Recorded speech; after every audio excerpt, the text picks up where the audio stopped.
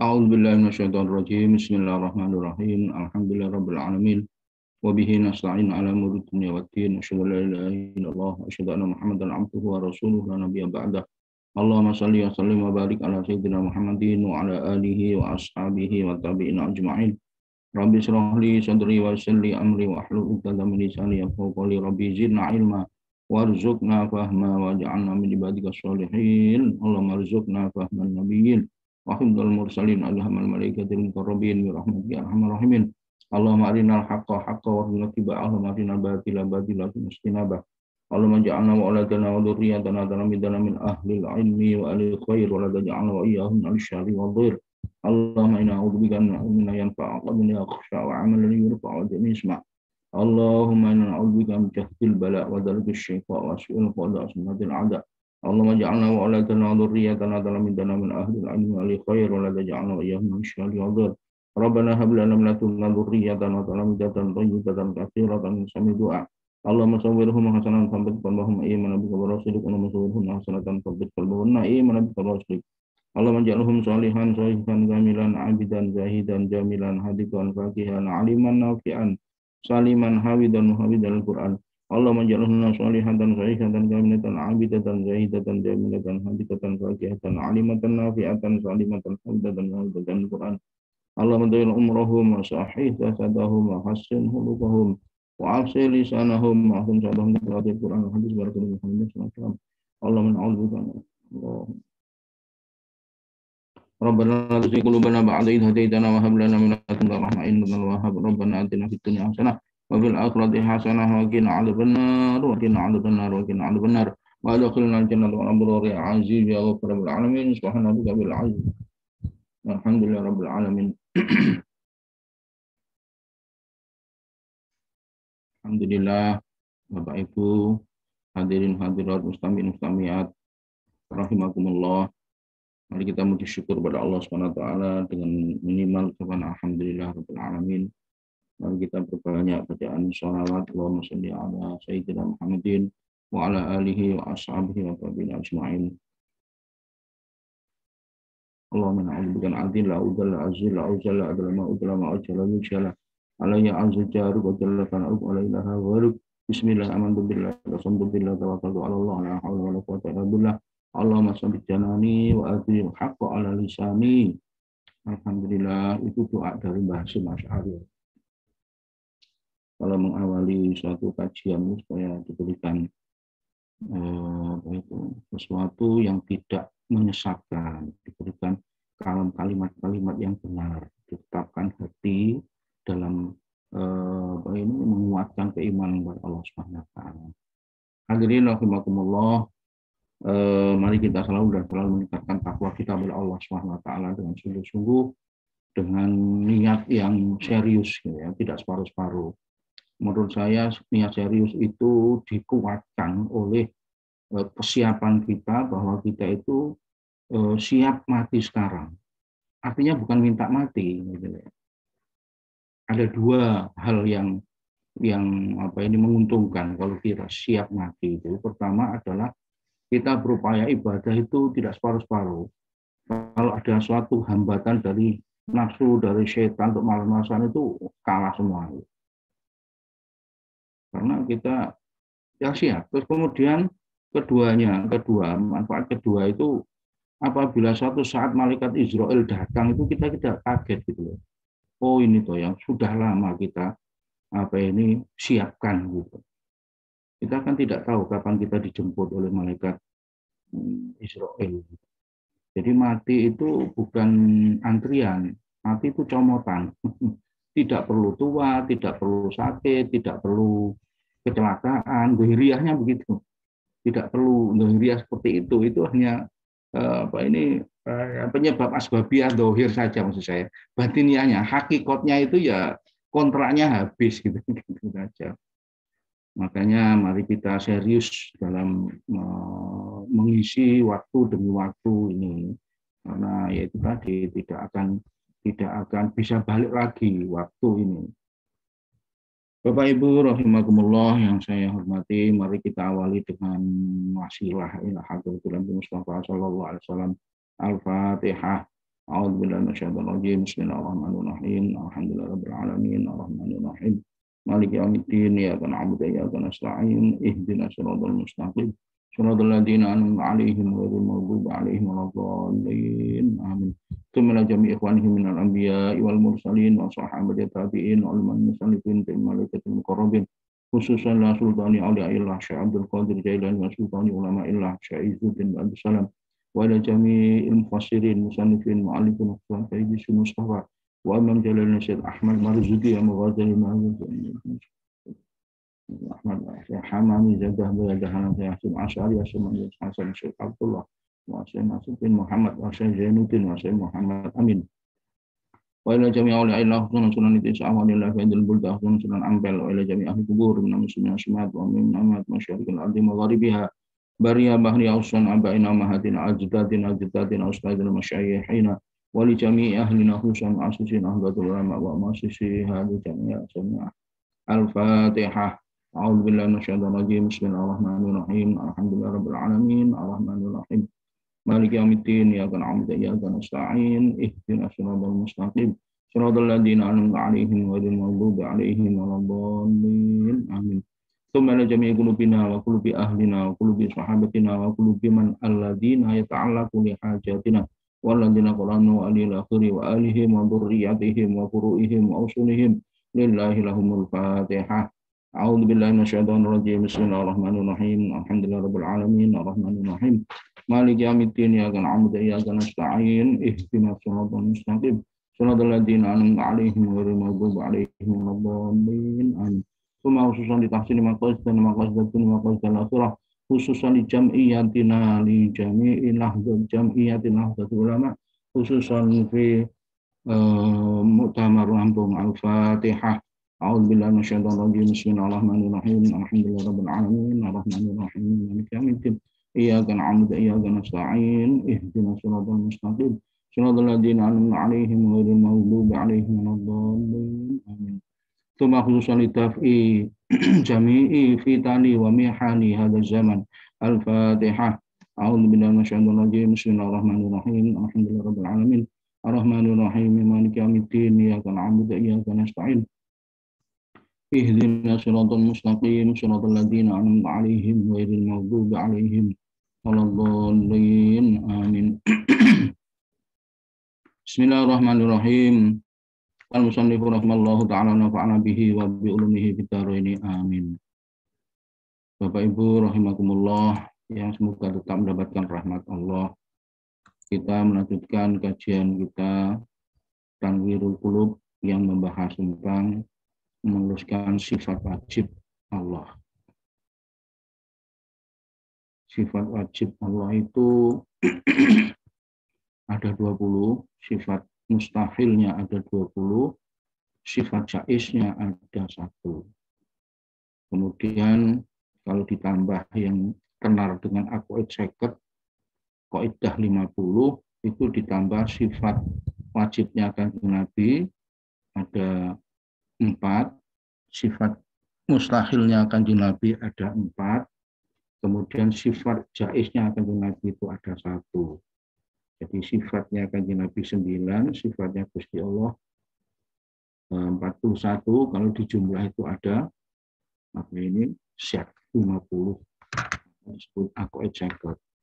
Dan itulah apa ini yang di kita itu sudah terkenal dengan apa ini diladomkan atau bismillahirrahmanirrahim itu pada hakikatnya mendasari bagaimana kita berakidah, minimal akidah yang paling mendasar gitu ya, yaitu mengenal makrifat asma'i apa ini sifatnya Gusti Allah.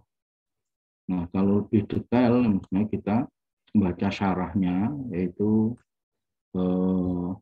yang ditulis oleh Imam Nawawi disebut Nurul Dolam. Nurul Dolam itu menjelaskan detailnya tentang sifat-sifatnya Gusti Allah, sifatnya Kanjeng Nabi. Kemudian kalau diteruskan ya kita sesuai dengan yang sudah kita bahas yaitu hidayatul adhiyah, itu kita masuk pada wilayah tasawuf. Kemudian kita teruskan dengan Tadhirul Qulub. Dari hakikatnya ya masih membahas dasar dari Aqidatul Awam dulu. Bismillahirrahmanirrahim. Saya ingat kemarin itu sampai wal ilmu. Jadi sifatnya Gusti Allah, sifat wajibnya Gusti Allah yang nomor 1, 2, 3, 4, 5, 6, 7, 8, 9. Para hadirin rahimakumullah, sifatnya Gusti Allah itu sifat wajibnya itu ada pembagian lagi, dipilah lagi. Selain satu persatu jumlahnya 20 itu ada pilahan, ada 4, yaitu nafsiyah, itu sifat wujudnya Gusti Allah, nafsiyah. Kemudian ada ditambah 5 itu salbiyah, idam bakok mukhalafatul hawadisi qiyamuhu binafsihi. Itu disebut salbiyah karena artinya itu mendedel, menggagalkan hal-hal yang bertentangan dengan wujudnya Gusti Allah. Contohnya kita, wujudnya Gusti Allah kan ada yang mewujudkan, nah, terus ditamper, dikuatkan, ditelak dengan kidam. Wujudnya Gusti Allah itu kidam, tidak ada awalnya, seperti itu. Nah, kemudian 1 ditambah 6, 1 ditambah 5 ya, kita bakok mukhalafatul hadisi qiyamu binafsi wahdaniyah. Jadi salbiyah itu ada 5, 1 tambah 5 adalah 6, tinggal 14.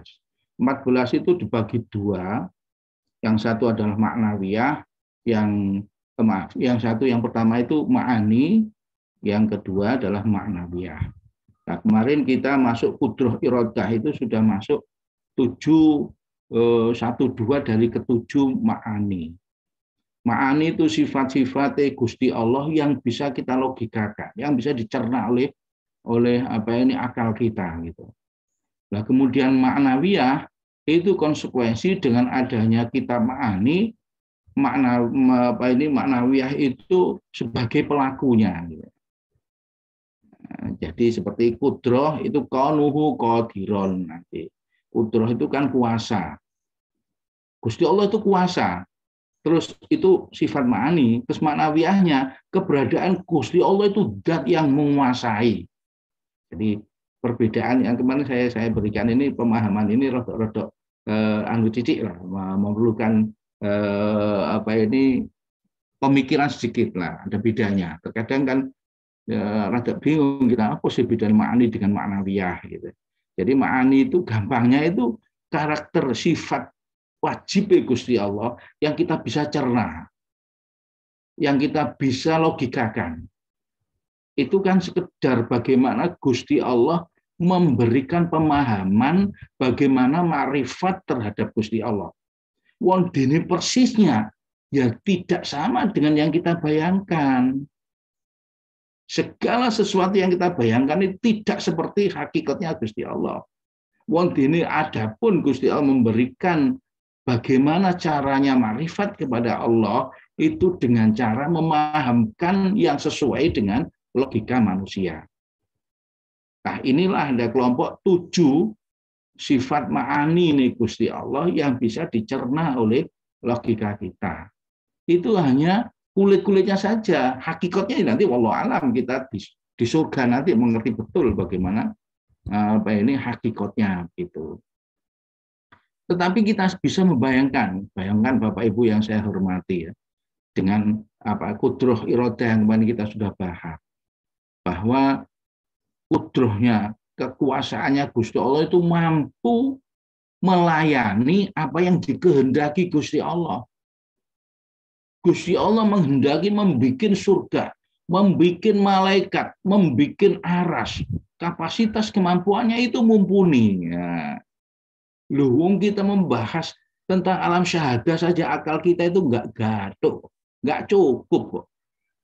Ya, apalagi membahas yang goib, malah nggak karuan, nggak cukup betul. Nah, itulah hakikatnya. Dari segi logika saja kita bisa membayangkan bahwa kekuasaannya Gusti Allah itu unlimited, nggak bisa dibatasi oleh logika kita. Nggak cukup wadai akal kita itu nggak cukup gitu. Nah, itu yang kita bisa bayangkan. Jadi saya pernah berpikir dalam tentang ini, apa gunanya Gusti Allah ngkai pikiran kok dibatasi gitu loh. Itu pikiran nakal itu.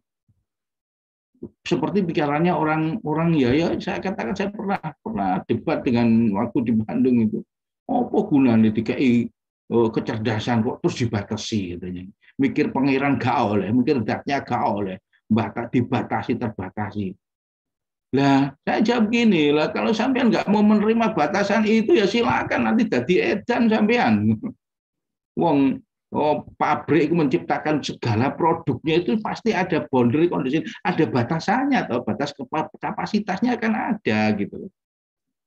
Jadi mobil diciptakan berkecepatan maksimum 200 km per jam. Dadane pengendara pengen 300 ya gak iso. Dipaksana ya merotoli kabeh.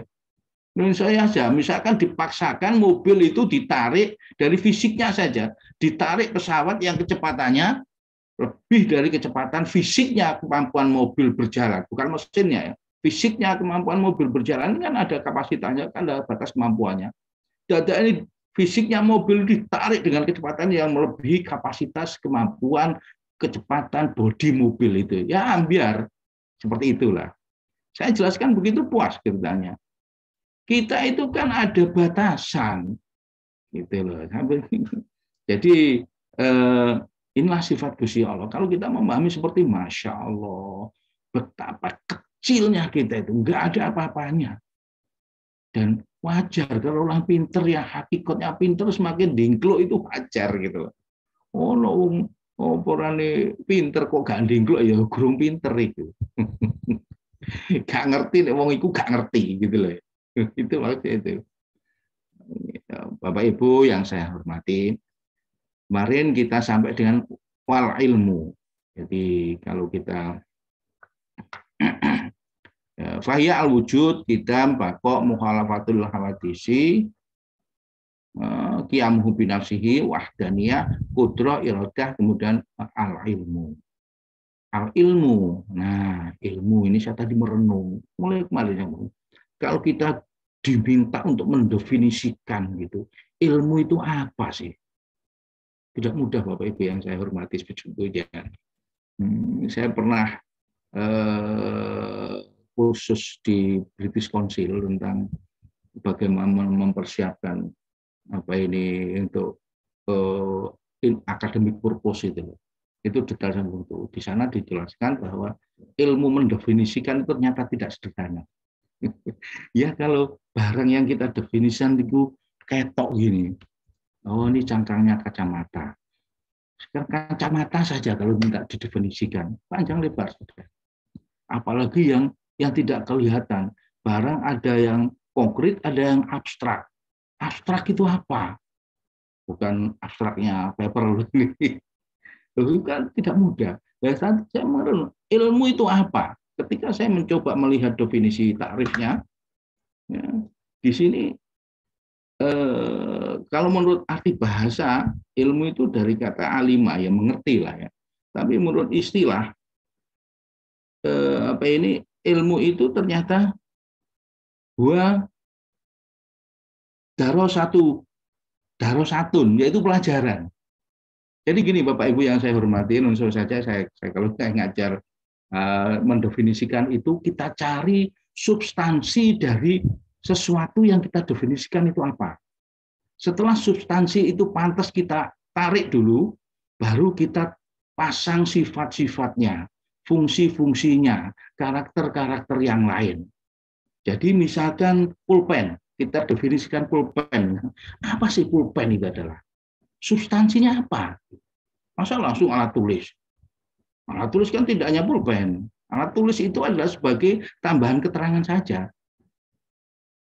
Ya, kalau saya mendefinisikan dengan ilmu dari British Council itu, ya benda ini. Kita dahulukan benda, bukan kata kerja, itu benda. Benda yang terdiri dari material ini, yang didesain ini, yang berfungsi untuk menulis. Nah, gitu. Nah sekarang ilmu, ini substansi yang paling mendasar itu apa? Ternyata saya buka di takrif ini adalah huwa darasatun, yaitu pelajaran. Ilmu itu pelajaran. Pelajaran yang bla bla bla bla. Nah, terus kan pelajaran bahasa fi mauduin muhaddidin ya. Jadi pelajaran yang membahas suatu bab itu adalah ilmu. Ternyata betul. Saya pernah mendapatkan informasi, kita ambil satu lafal saja di dalam satu teks. Bahasa apa saja, kita ambil satu lafal saja di teks, itu bisa menjadikan profesor, bisa menjadikan S3, apalagi S2, S1. Kalau satu lafal itu didetailkan loh, dalam hal apa saja yang terkait semuanya. Misalkan kita ambil dalam rangkaian kalimat di koran, misalkan di situ ada saya. Lafal saya ini loh dijelentrehkan di berbagai aspek, itu bisa panjang. Saya itu apa sih kata ganti toh? Saya ganti kata ganti bentuk pertama. Lah ini pun diurus dari aspek kulturnya. Saya itu bahasa apa? Atau ini wilayah mana? Panjang itu. Betul, ternyata ilmu itu kalau dijelimeti meskipun satu kata saja dijelimeti, wah gak entek. Apalagi satu katanya itu adalah berbentuk ilahun. Masya Allah. Gak karuan itu. Nggak cukup otak kita itu. Bapak Ibu yang saya hormati. Jadi kembali ke sifat wajibnya Gusti Allah berupa ilmu. Ilmu itu kalau yang saya pahami dari tekin tadi ya, berupa darusatun, pelajaran yang membahas suatu bab. Saya mencoba memahami bahwa kreasinya Gusti Allah atau produk ciptaannya Gusti Allah ini kan berupa berbagai macam. Yang kita runut, yang kita simpelkan adalah suatu kondisi yang ada dalam dimensi ruang dan waktu. Kalau sudah masuk dimensi waktu, itu ada dinamika. Kalau hanya dimensi ruang, statis. Ini adalah ada knowledge-nya, ada pengetahuannya, ada ilmunya. Misalkan suatu fenomena, suatu kejadian, bla bla bla bla bla, kejadian aliran atau kejadian yang dinamik yang sudah bergerak gitu. Itu loh ilmunya apa itu? Konsepnya apa? Itu loh konsep dan ilmu itu namanya ilmu. Itu pelajaran. Asalnya kan kita tidak tahu sama sekali. Gusti Allah menciptakan alam dan seisinya dengan berbagai macam fenomena kejadiannya. Loh, itu ilmunya apa itu? Kan sebelum dipelajari orang nggak tahu sama sekali tuh. Ya itu kalau saya cerita apa ini yang dijelaskan Imam Ghazali dalam apa itu dalam kitab kecil yang menyelamatkan dari akidah itu. Itu orang ya mengenal misalkan ada kejadian semut berjalan. Berjalan itu apa sih? Semut itu apa sih? Binatang apa? Ini kan ada ilmunya. Segala sesuatu yang ada di dimensi yang diciptakan Gusti Allah ini ada pelajarannya kalau mengikuti substansi yang dibahas di takrif di yang saya bukain tadi. Saya belum baca sumbernya apa. Jadi semuanya ada runutannya, ada teorinya. Nah, saya sering nyatakan, orang mengatakan gelombang laut. Apa gelombang laut itu? Misalkan kita bayangkan dulu sebelum ada teori, sebelum ada pelajaran, sebelum ada deskripsi tentang gelombang laut. Ya apa caranya orang menjelaskan gelombang laut itu? Pasti panjang lebar. Ada orang gunung misalkan datang ke pantai, tengok-tengok di pantai gini. Melihat ada fenomena air yang datang ke pantai piau, datang lagi piau. Terus dia pulang ke tetangganya di gunung sana menceritakan, lu kok mau ngene panjang lebar itu. Itu ilmu, bentuk cerita keadaan itu loh ilmu. Masya Allah. Jadi ada simplifikasi sebuah kejadian. Saya sering cerita bahwa ilmu itu tingkatannya ada 6 atau 7. Nomor 1 nama. Wah, ini mencolok-mencolok, mohon maaf ya. Nama itu saja nilainya bukan main bebas. Saya tadi sebut pulpen. Dulu yang paling sederhana, Nabi Adam dibekali Gusti Allah tentang wa'allama Adamal asma'u kullaha. Itu kan hanya nama saja itu. Nama itu jenis ilmu yang paling sederhana. The lowest of lowest. Paling sederhananya ilmu itu ya nama. Itu gunung, itu wit, itu udara, mau itu toh. Ada level yang lebih tinggi, yaitu definisi. Setelah kita tahu bahwa itu pohon, definisikan pohon itu. Disebut dalam sistem tulis-menulis kita, itu definisi namanya. Jadi setelah tahu nama, didefinisikan. Definisi itu biasanya, ini dari British Council juga. Jadi tidak sekedar belajar bahasa sebenarnya. Definisi itu biasanya hanya satu kalimat, satu sentence. Nah, ilmu satu sentence yang kategori definisi itu bisa dilebarkan, didetailkan berupa deskripsi. Bisa 5-10 sentence. Kita berbicara udara, ya. Setelah didefinisikan, terus dideskripsikan. Nah, setelah dideskripsikan, ilmu yang lebih tinggi lagi yaitu analisa. Jadi satu kalimat dalam rentetan deskripsi itu dipilah-pilah. Jadi misalkan tadi saya mendefinisikan pulpen. Desain pulpen itu bentuk desainnya itu seperti apa? Itu analisis. Sampai ada critical analysis. Analisa dikritisi lagi.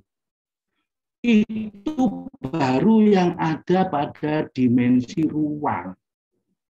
Begitu kita integrasikan dengan DT, waktu, kita campurkan dengan dimensi waktu yang diciptakan oleh Allah barengan antara ruang dan waktu itu, jadilah ilmu baru yang lebih tinggi levelnya, yaitu evaluasi. Pulpen saya beli tahun ini, tahun depan bentuknya seperti apa, tahun depannya seperti apa lagi, kan berjalan dengan waktu. Nah, ini dievaluasi.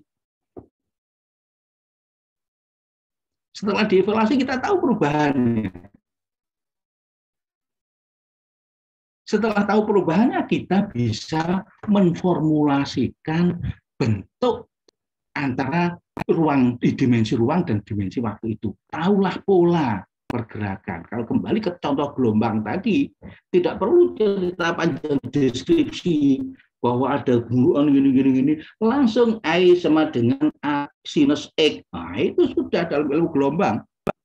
Itu bentuk simplifikasi dari fenomena yang panjang lebar apabila kita deskripsikan. Masya Allah, Bapak Ibu yang saya hormati, ini ilmu penting menurut saya, mendasari bagaimana kita berilmu. Nah, ketika sudah tahu polanya, ini yang penting. Kita mempelajari ilmu itu, wal tandur nasumma qaddamat. Lihatlah nu awak-awakmu itu sing wis kliwat. Ketemulah pola kita lihat. Lihat untuk ke masa yang akan datang. Jadi manfaatnya memahami yang sudah lewat itu kita gunakan untuk yang akan datang. Dalam ilmu saintifik kita membahas tentang pola pergerakan, pola kejadian yang dalam bentuk tingkatan evaluasi tadi kita bentuk sebuah model dalam rangka untuk mengestimasi yang akan datang. Gitu. Kalau sudah begitu sempurna kita berilmu, kita bisa mengestimasi keadaan yang akan datang. Kalau keadaan yang akan datang kita estimasi dadak ini rusak, ya kita tanggulangi sekarang dalam model. Mohon maaf, pidato pengukuhan saya kemarin itu. Bagaimana memahami perubahan garis pantai, terus kita estimasi ke depan dadaknya ono erosi yang kita tidak inginkan, atau ada sedimentasi yang kita tidak inginkan. Mau di muara kok ada sedimentasi, ngetekno biaya itu setiap 6 bulan harus ngeruk, biayanya miliaran nih. Apalagi yang erosi, ada fasilitas pantai, ada perkampungan, akan terkena erosi dibiarkan saja. Nah, itu kan ada ilmunya, bisa dipasang struktur supaya tidak terjadi erosi di situ. Hasil sekian banyak negara-negara itu menyelamatkan pantainya dengan cara itu. Loh, kalau sudah berdiri, inilah sempurnanya firman-Nya Gusti Allah, wal tandur nafsum makot damat, lihat manfaatnya untuk ke depan. Tapi hati-hati kata tasawuf itu, ojo terlalu suwe belajar yang lalu-lalu, kok merenung tok itu. Apalagi hanya andai kata gitu. Seandainya, wah jangan. Ya sudah dipelajari aja, dibuat modelnya, kemudian kita manfaatkan untuk yang akan datang, kita estimasi akan datang. Lah itu namanya ilmu. Setelah evaluasi ada ilmu estimasi, kemudian setelah estimasi ilmu aksi. Wah, berapa tingkatan tadi? Setelah diestimasi tidak ini ada kerusakan, ya harus ada aksi. Gitu. Aksinya membuat struktur. Sebelum membuat struktur itu di model itu dirubah, dibuat dulu. Akan berhasil enggak apa ini pembuatan struktur yang kita inginkan ini. Nun sewu saja ya, dulu ketika lumpur lapindo itu sekian tahun, sekitar 10 tahun, minimal 5 tahun lah, orang masih berusaha menutup. Gitu. Saya hanya 6 bulan, 7 bulan sudah mengatakan nggak bisa ditutup itu, tapi nggak dirungok pemerintah. Terus ada usaha memasukkan bola beton gitu. Ya itu saya saja, aku nggak ngerasain ini ilmiah, ini ngawuri sasifikasi itu. Mestinya harus dibuktikan dulu dengan model. Berhasil enggak bola beton itu dicemplung terus kayak nyumbat. Belum dimodelkan atau sudah dimodelkan tapi belum diekspos, saya nggak belum tahu. Jadi saya bantah terus meskipun itu koncoku dhewe ra sing gawe. Satria bijaksana teman seangkatan termasuk konco ini Umar Fauzi, termasuk konco ini Budi Ali, Budi Sadikin sekarang Menteri Kesehatan itu. Sak rumah sak kelas itu. Pinter-pinter. Loh, itu sebuah kesalahan menurut saya. Bapak Ibu yang saya hormati, inilah ilmu. Lah Gusti Allah itu tidak hanya itu yang diketahui. Mulai mendesain sampai nanti di akhir atau tidak itu Gusti Allah yang pirsa. Jadi kejadiannya sudah dirilis, sudah dilepas, ilmunya diberikan pada manusia itu bertahap. Manualnya itu loh bertahap melalui Al-Quran. Dijelaskan hadis. Quran hadis belum difahami, belum bisa difahami orang banyak, dijadikanlah fikih. Fikih tidak ada sholat saja, fikih sosial, fikih gempa aja ada kok. Quran hadis ijma itu fikih, belum bisa difahami karena kontemporer kejadian kita ada disuguhkan kias. Itu kan dokumentasi dari ilmu, dokumentasi dari manual semua fenomena yang ada di alam ini yang bisa dicerna oleh manusia sebagai khalifah fil ard. Bapak Ibu yang saya hormati, mohon maaf kok panjang lebar. Nah, yang penting saya ingin mengaturkan bahwa itulah kondisi atau sifat wajibnya Gusti Allah. Mustahil kalau Gusti Allah tidak punya sifat ini gitu ya. Mustahil itu negatif, tidak punya itu negatif, jadi positif. Wajib Gusti Allah mempunyai sifat ilmu. Hadirin rahimakumullah. Saya sering mengatakan ke adik-adik yang belajar dengan saya di subuh. Belajar agama itu suatu kenikmatan luar biasa. Sampai dijanjikan oleh Gusti Allah itu. Caranya Gusti Allah mengangkat derajatnya manusia itu dengan cara memfahamkan faqih hufiddin. Orang yang dikehendaki Gusti Allah baik diangkat derajatnya itu dengan cara Gusti Allah memberikan pemahaman. Mahal pemahaman itu. Ilmu itu mahal sekali. Bapak Ibu yang saya hormati, saya pernah sebelum ada HP, ada direction ini loh.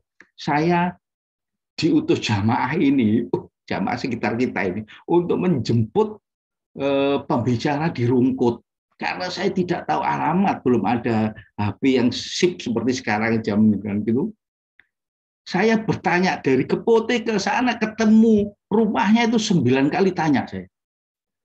Itu nilainya ilmu mengerti tentang alamat saja.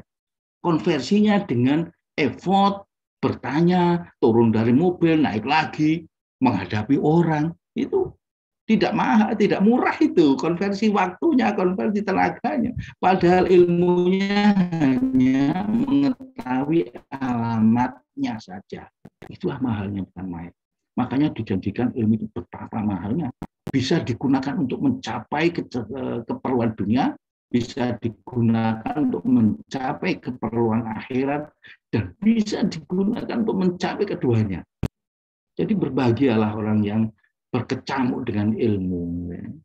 Alhamdulillah. Termasuk kita, Allahumma amin. Bapak Ibu yang saya hormati, kok panjang lebar gitu ya. Saya merasa penting. Nomor 2, al-hayatu. Wahyatul ilmu hayatu. Wasam'u wal basaru wal kalamu. Ini sifat ma'ani hidup. Ya ini juga jelas toh. Nggak mungkin Gusti Allah nggak hidup itu gitu ya. Nah sekarang definisi hidup itu apa? Masya Allah, sembuh aku panjang lebar lagi. Makanya saya aturkan tadi bahwa satu lafal pun kalau didetailkan nggak sukses. Entek sampai tinta sak segoro itu habis itu. Ya apa memang satu lafal ini berkaitan dengan segala macam banyak hal. Misalkan hidup itu kan sistem hidupnya bagaimana, lingkungan hidupnya bagaimana, kondisi kehidupannya bagaimana, definisi hidupnya itu apa, itu panjang lebar gitu. Masya Allah. Kemudian ya mohon maaf saya nggak memperdalam banyak satu-satu karena ya memang kemampuan saya nggak ada. Bukan nggak ada, belum ada. Gitu. Kalimat belum dengan tidak aja ini ya filosofinya dalam. Bapakmu wis waras, gak loh, masa ngono? Bapak loro takon bapakmu wis waras jawab gak, belum gitu loh. Ya, jadi kalau belum itu masih ada harapan pengen sembuh. Wis gak waras itu berarti koyo gak. Jadi saya katakan tadi ketelingur nggak punya bahan, ini salah saya katakan. Maksudnya saya belum punya ilmunya tentang lebar, panjang lebar tentang ayat. Wasa mau apa ini mendengarkan. Wah ini saya punya cerita khusus ini. Insya Allah di Nurul Dolam. Ketika Nabi Kalamullah itu Nabi Musa yang menjabatkan apa ini lakop Kalamullah, yaitu orang yang bisa diajak bicara dengan Allah. Pasti istimewa tuh. Ada Khalilullah, ada Kalamullah. Ketika apa ini Nabi Muhammad itu kan pernah matur loh Gusti Allah. Ya Allah, Nabi Ibrahim panjenengan paling julukan Khalilullah. Nabi Musa jeneng paling Kalamullah. Lah kula jeneng paling nopo? Kayak ngono. Ini saya pernah tahu apa ini kisah Kanjeng Nabi mohon pada Allah itu loh, yaitu selain itu kok tidak tahu Nabi Muhammad itu kan orang yang sangat istimewa ya, nggak pernah malu, nggak pernah minta ya, mintanya ya ini saya tahu itu. Terus janjikan jangan khawatir oleh Allah, namamu itu akan selalu saya jejerkan dengan namaku, gitu. Saya lupa redaksinya. Ya, terbukti dalam asyhadu alla ilaha illallah wa asyhadu anna muhammadar rasulullah.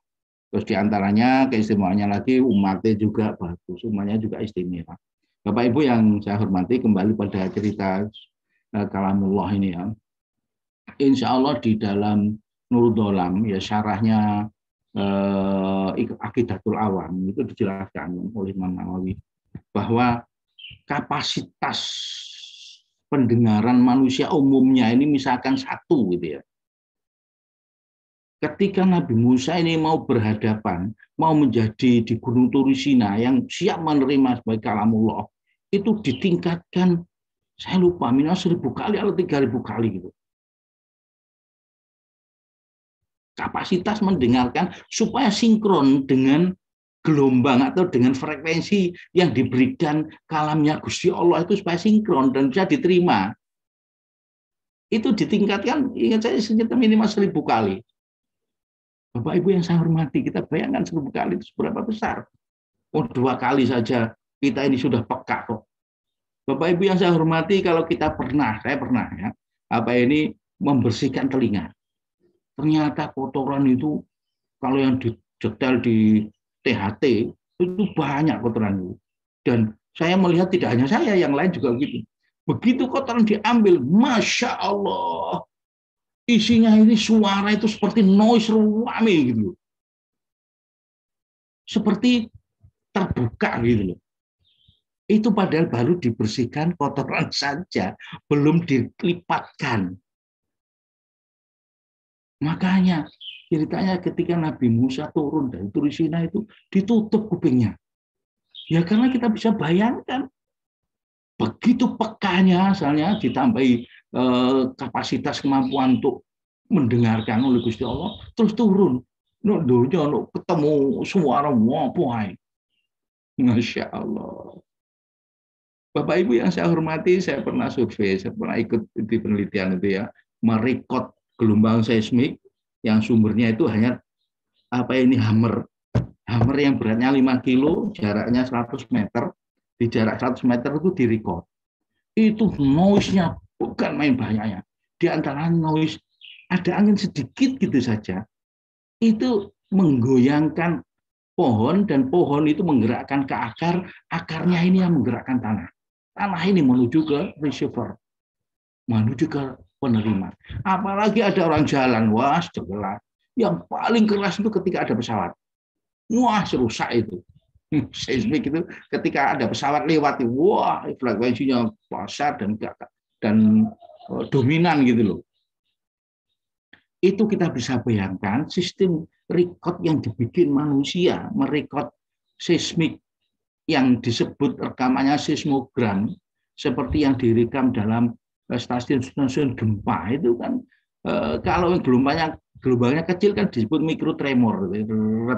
Itu setiap itu satuannya milisekon itu. Seismogram satuannya 1 sekon, 1 detik itu dicatat jadi 1000. Ya Allah. Saya mau cerita bahwa suara yang ada di alam ini banyak, dan nun sewu saja tidak akan habis. Suara itu tidak habis, cuman tertutup. Ketika kita mengerti karakter penutup-penutup itu, karakter dalam hal ini ya frekuensi. Ya kasarnya dalam ilmu teknik informatika atau teknik fisika, itu bandwidth-nya itu kita ketahui. Frekuensi sekian dari sekian itu untuk noise ini, kita tutup saja, kita filter, itu hilang sudah semua. Kalau kita asumsikan bahwa kita tahu gelombang utama yang kita rekam itu, kita kan ketika hammering, kita menghantam plat gitu ya, plat sekitar berapa 50 cm kali 50 cm itu di plat besi gitu ya, di hammering, di palu itu kan menimbulkan gelombang di bawahnya. Nah, kita kan tahu karakter hammering itu itu bentuk sinyalnya seperti apa. Nah, itu direkod, digunakan untuk lubang filter. Jadi karakter gelombang selain itu tidak diterima. Itu caranya. Nah, kalau kita tahu sinyalnya, filternya manusia, suara gelombang manusia ini, gelombang suara manusia ini kan tertentu. Itu kita gunakan untuk filtering, untuk gelombang, untuk lubang filter. Lubang filter, selain itu kita buang, bersih. Dan saja misalkan suaranya Nabi Adam, masih ada, tidak akan hilang. Makanya itu sinkron dengan ya'mal mithqala dzarratin khairan yarah. Orang beramal berupa mengeluarkan suara, ini tidak akan hilang. Meskipun 1 kecap, 2 kecap, ini kan rilis dari potensi energi kita yang kita lepaskan jadi amal. Tidak akan hilang itu. Wong gini nanti itu dikonversi oleh Gusti Allah menjadi massa, ya bisa saja. Sekarang saja manusia bisa. Ada ditemukan di fisika kan ada hukum kekekalan massa, hukum kekekalan energi, konversi massa pada energi pada massa, itu bisa tok itu. Menungso iso mana Gusti Allah. Nah, Bapak Ibu yang saya hormati, kembali ke sama Allah panjang lebar itu. Jadi Gusti Allah itu kembali saya menjelaskan bagaimana cerita Nabi Musa mendengarkan kalamnya Gusti Allah itu ditingkatkan 1000 kali, ya. Itu seperti apa? Nah, terus kita bayangkan Gusti Allah berapa kali? Ya tak terhingga.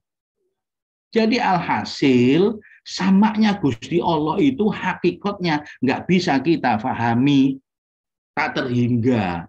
Tapi Gusti Allah mempunyai kepentingan untuk memahamkan sifat Gusti Allah sing berhubungan dengan sama itu opos. Ya disinkronkan informasi yang disampaikan kepada manusia itu sama itu untuk pendengaran. Itu.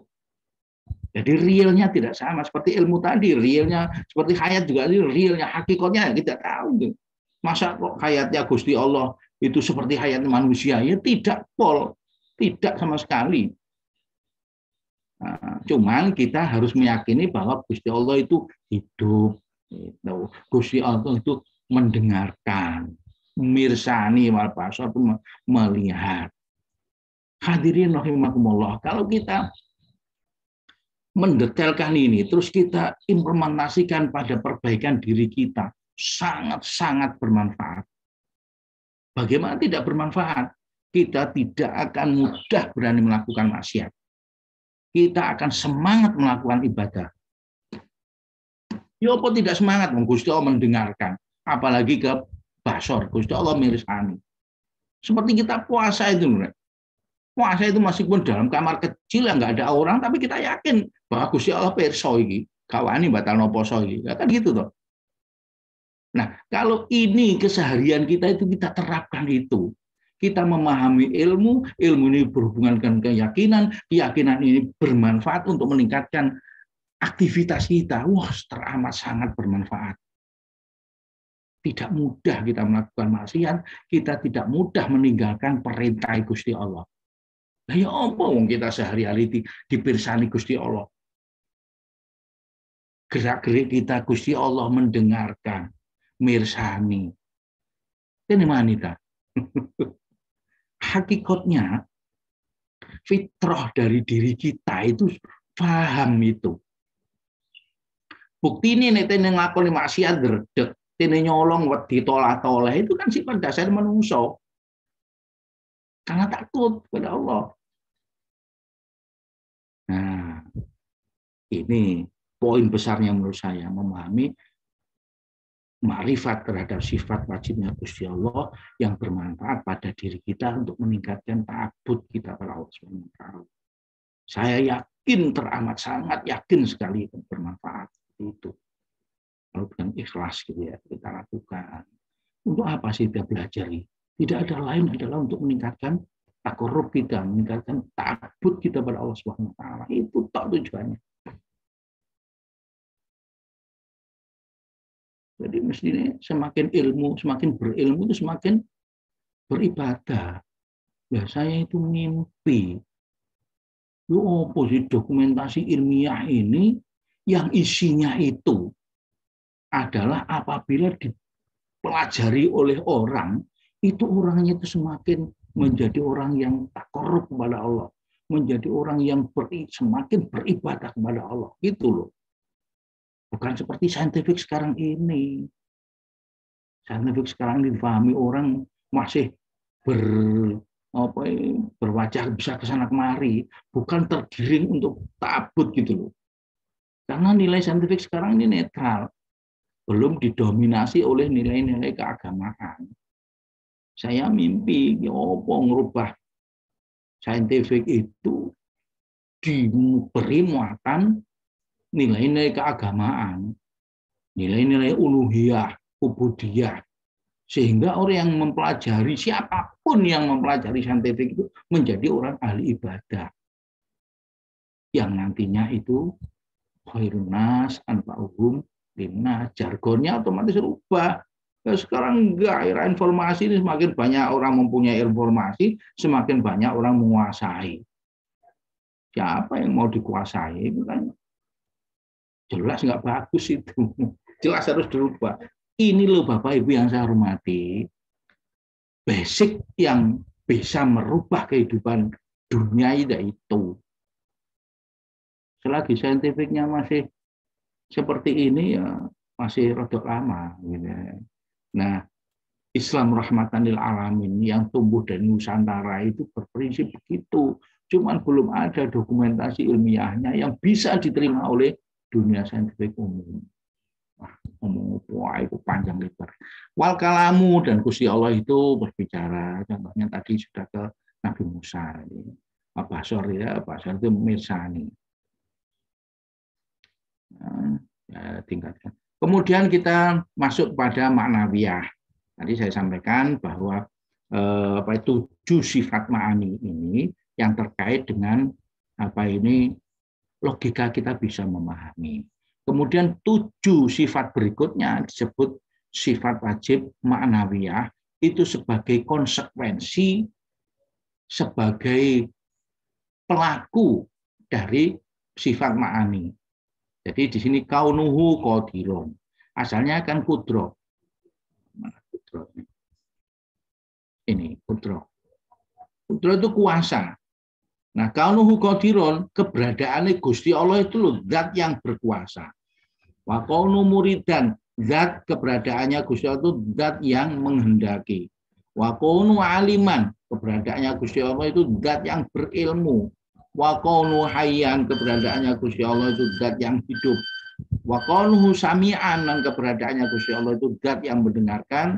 Wa kaunuhu basiron, keberadaannya Gusti Allah basiron itu yang zat yang mendengarkan, yang melihat, maaf.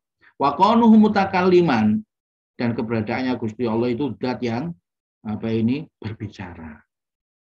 Bapak Ibu yang saya hormati, memang ini kan global.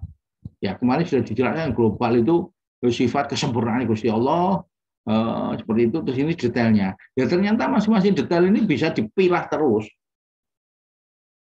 Nanti detailnya dipilah terus kan tentek. Masya Allah. Uang orang itu kalau bisa berpikir begini, terus maksiat kepada Allah itu kenemenen, ya.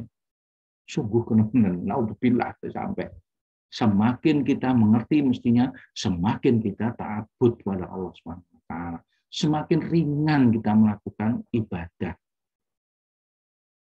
Bapak Ibu yang saya hormati, tugas utama kita itu memang ibadah, ta'abbud.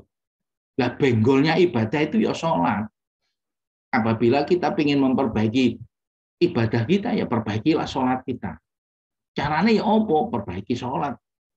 Ya menurut saya kualitatif dan kuantitatif. Ya jamaahnya dulu lah, itu kan fardu kifayah. Sak kampung kalau jamaah dosa kabeh. Kalau kita rajin jamaah di masjid, banyak manfaatnya.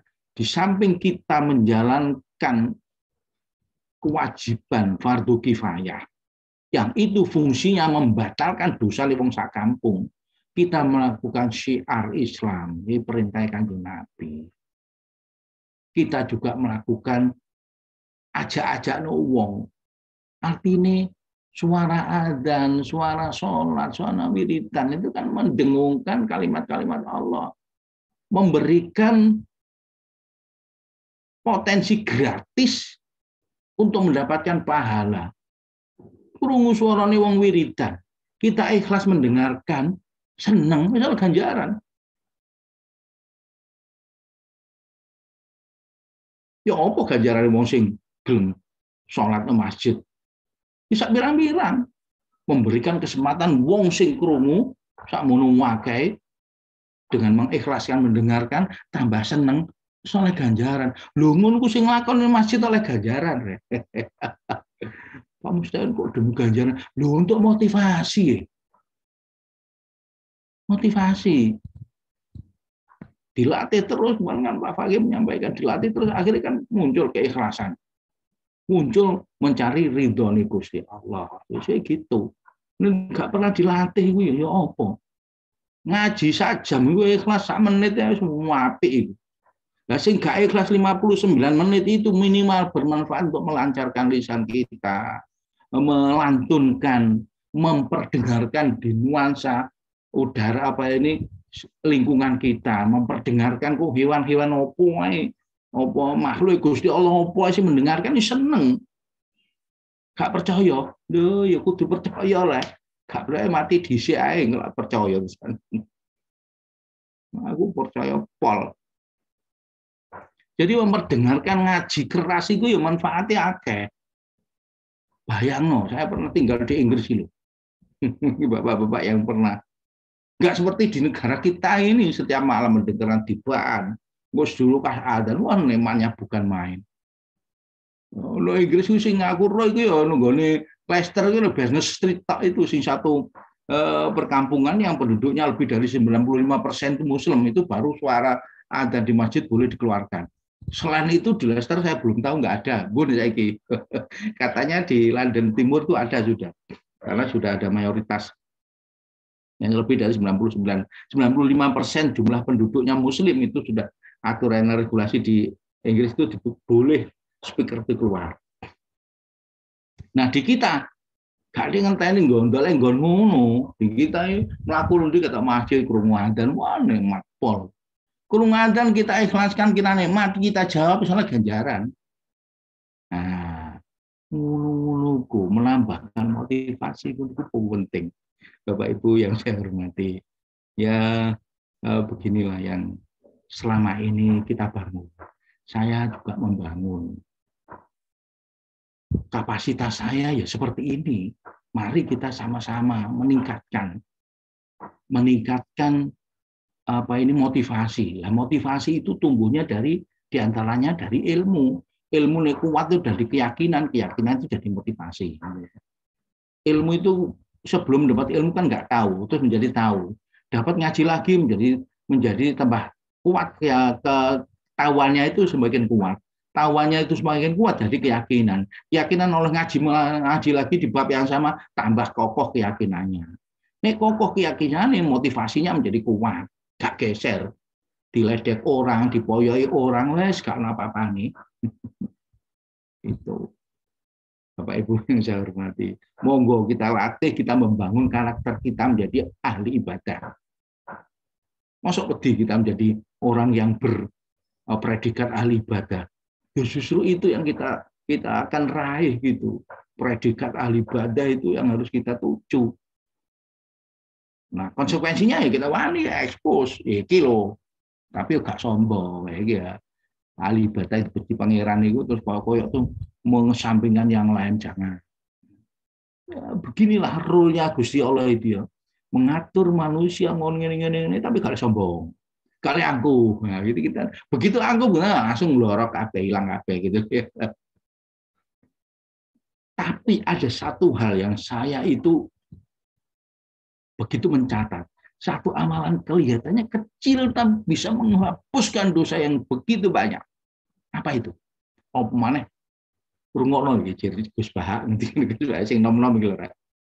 Masih muda, dadakne mampu mengeluarkan rembesan air mata ini di dalam hidup tok. Guru sampai netes. Cek merembes no hidup tok, itu bisa memadamkan api neraka. Tapi merebes itu sebab di Gusti Allah. Tahu toh? Sampean-sampean sing mahasiswa-mahasiswa kudu tahu. Harus pernah itu apa caranya? Yo ikhtiari. Harus ada mujahadah, harus ada riyadhah. Pengen jadi orang sukses kok gak belum riyadhah, gak belum mujahadah iki yo. Keliru. Mimpi itu jenenge tamani. Tamani itu mengharapkan sesuatu yang nggak mungkin terjadi. Jadilah orang yang bertaroji. Taroji itu berharap yang mungkin terjadi. Pengen dekat karo Gusti Allah, mestinya kita mendekat. Takarrub. Jadi satu hal yang mahal harganya. Jadi upayakan bisa keluar air mata, minimal bisa ngerembes nenggone idep pitok lho. Karena takut Gusti Allah. Wah, gimana caranya? Sampai masing-masing kita itu mempunyai karakter, mempunyai momen beda-beda.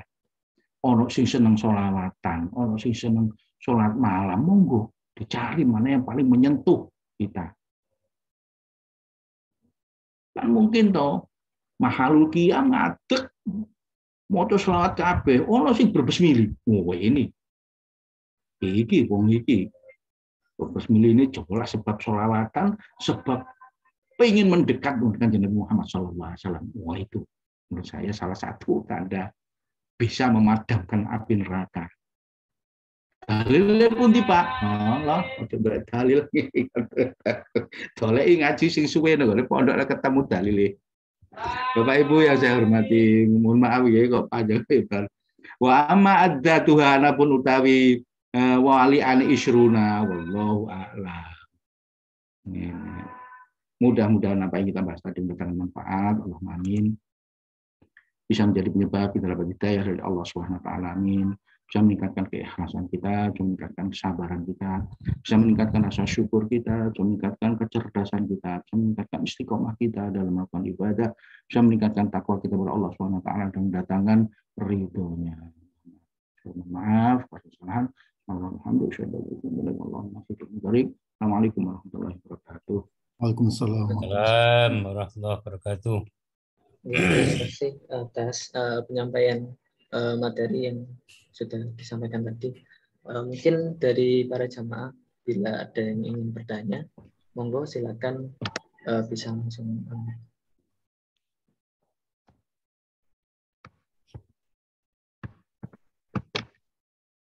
Mas Zain. Bentar, ya. Nah, ini. Pikir saya ngadeg-ngadeg kan. Nggih. Ya. Sampean kerungkut takon sampai ping 9, ping 7. Sakjane sampean itu wis menggunakan GPS itu. Waktu itu. Tapi GPS itu artinya gunakan penduduk setempat. Takon bolak-balik itu. Lah itulah. Loh, ngerti ana GPS itu kan ya ilmu, Pak. Lah iya. Iku nggak GPS sampean ya jane bisa.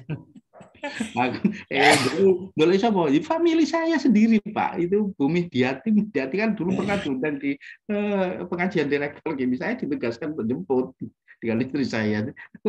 Wah, ping 9. Nggih, matur suwun Pak Widin.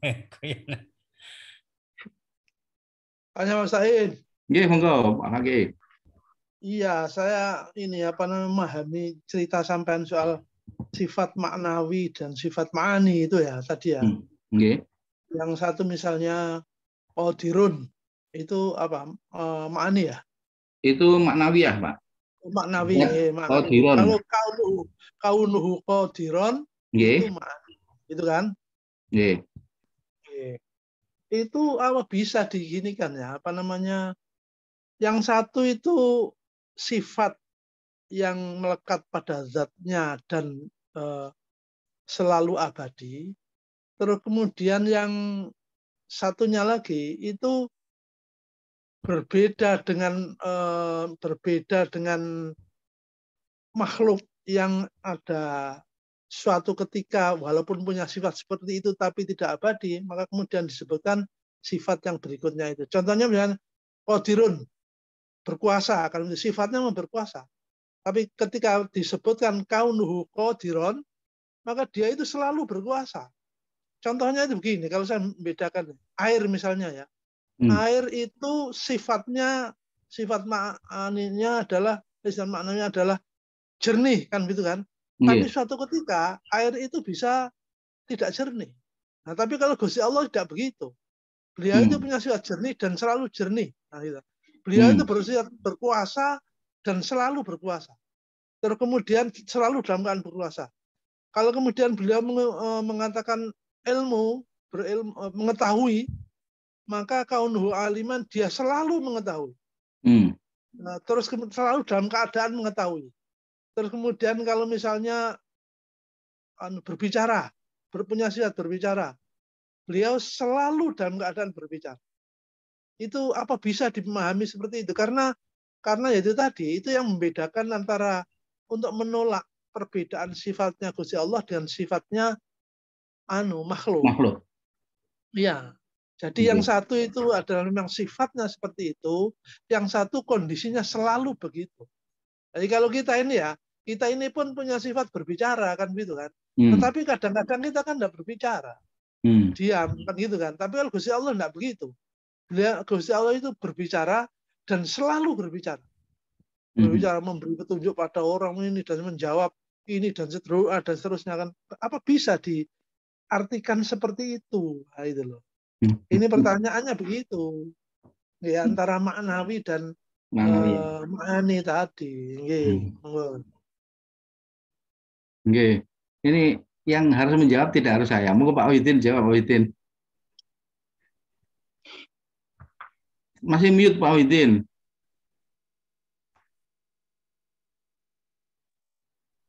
Nah, Yuk, tambah hilang.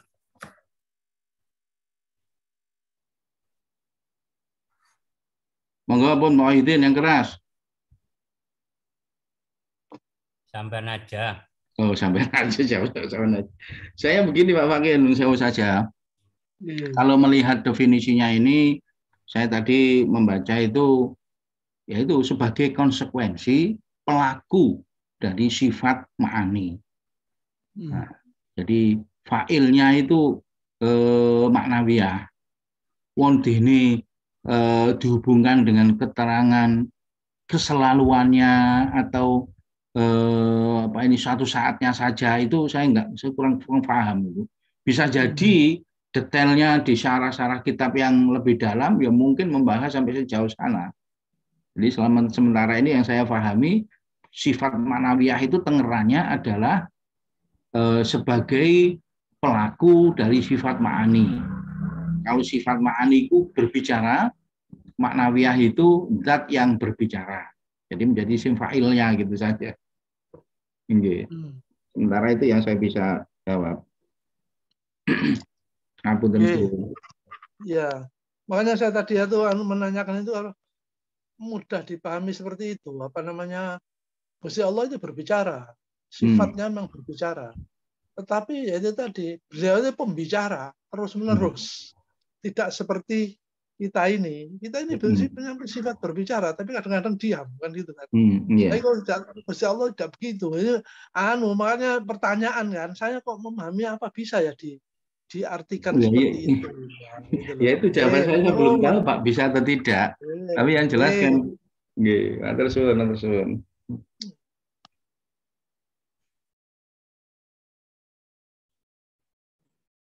Ya, terima kasih. Mungkin dari jamaah yang lain barangkali ada satu pertanyaan lagi mungkin.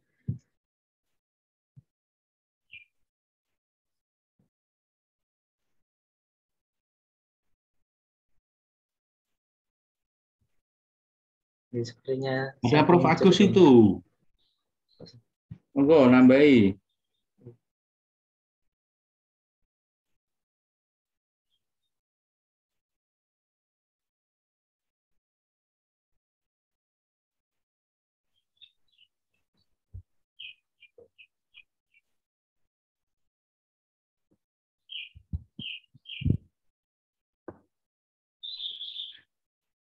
Ya, monggo barangkali dari jamaah yang lain ingin bertanya maupun mungkin nambahi, monggo dipersilakan. Mungkin satu lagi.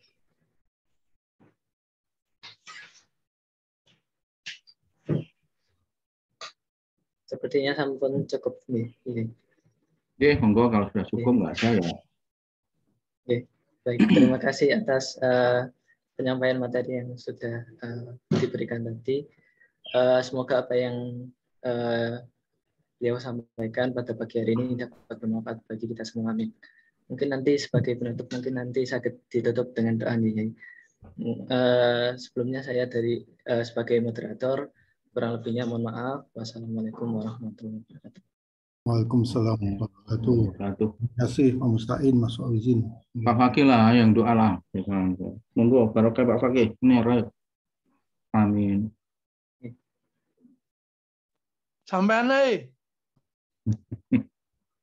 Allahumma shalli ala sayyidina Muhammad alhamdulillah rabbil alamin. Allahumma fil lana dzunubana wal itina wal masyayikhina wal jami'il muslimin as-sumat wal mu'minina wal mu'minat al-ahya'i minhum wal amwat. Allahumma shalli ala sayyidina Muhammad sallallahu alaihi sayyidina Muhammadin alaihi wasallam. Alhamdulillah rabbil alamin. Al-Fatihah. Alhamdulillahirrahmanirrahim. Ya mungkin ya kan amta ya nasta'in ihdinas siratal mustaqim. Alladzina an'amta 'alaihim ghairil maghdubi 'alaihim waladdallin. Matur suwun. Oke, matur suwun Pak Musta'in. Bun.